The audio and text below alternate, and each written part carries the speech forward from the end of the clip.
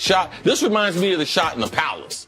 Remember he hit that shot in the Palace? Oh, yeah. And shoulders square even while fading to the side. Just like your Jay. Just like it. All right, to the NFL now. As we approach the final stretch of the regular season, the always popular MVP discussion perks up, so consider this a perk. Todd Gurley's name is being floated around in recent weeks. The best player on the league's best offense, Gurley, is putting together quite a season, especially after his dismal performance last year. Of course, he'll have to leapfrog a guy by the name of Brady, but that's neither here nor there. I guess it's sort of here. Here's Gurley's head coach, Sean McVay, on Monday. I'm obviously going to be biased to Todd, but I think if you just look at it from a production standpoint, he's been as productive as any player. And, he's got over 1,800 all-purpose yards, 17 touchdowns, leading the league, over 630 yards receiving. He has a great game yesterday, and I think it's a great honor for him. I think he certainly has gotten himself into legitimate, conversations with that just based on the production and what he's meant to our team. All right, guys, let's get into this. CC, does Todd Gurley deserve MVP consideration? I don't think so. Last week we had Antonio Brown as a wide receiver. He deserves MVP consideration. Talk about, but he can't be the most valuable player this season. Todd Gurley can't be the most valuable player. 1,100 yards? Is all purpose. We're going to give it to him for all purpose? Tell me the one thing that he's done outstanding. Last year we had Zeke, had a better season than this, and he wasn't up for consideration. So now all of a sudden we're going to change it this year because the Rams are a good football team. I think the story in L.A., it's not that Todd hadn't had a great year. All-purpose wise, yes, he's one of the best in the league, but this story is about this team. It's about Sean McVay. It's about Jared Goff. It's about Sammy Watkins. It's about Robert Woods. It's about Kupp.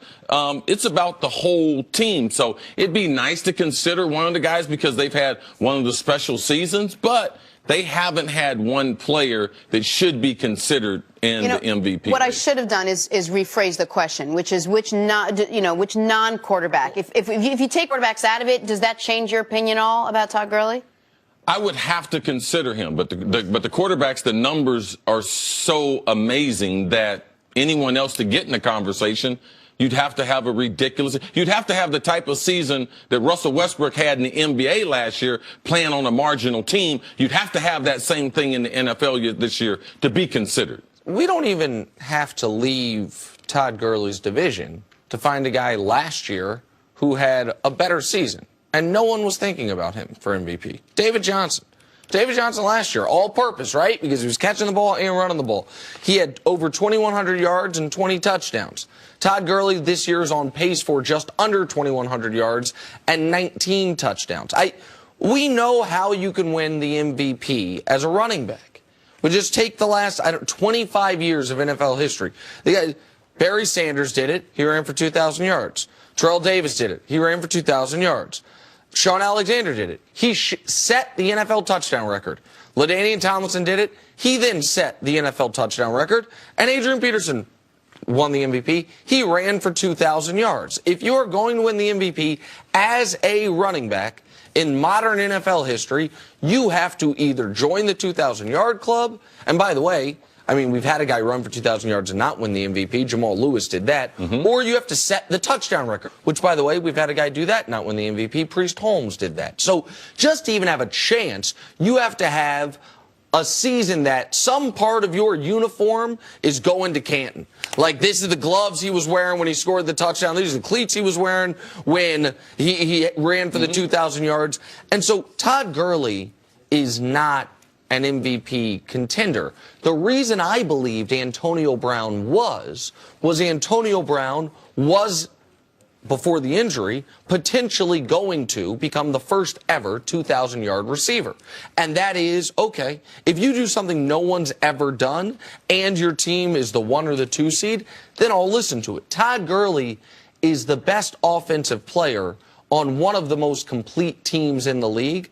But the reality is, CC, tell me if you disagree, with Wentz being injured, Antonio Brown now being injured, yes, Brady's going to run away with this thing.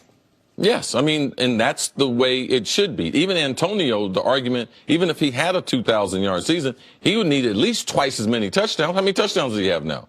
He had 9, I think, going into last He would have to be 16 to 18 touchdown range to be even considered to be the MVP. So, the MVP is set out to be a quarterback award. And typically the stats lead you to the quarterbacks to present them with the award. And this year is no different. There is no Antonio Brown being MVP. There is no Todd Gurley, regardless of who is campaigning for them, that be their coach or being people in the media. Tom Brady or Wentz in Philadelphia, the only 2 people that should be at the top of everyone's list. Sorry, Todd Gurley, we tried.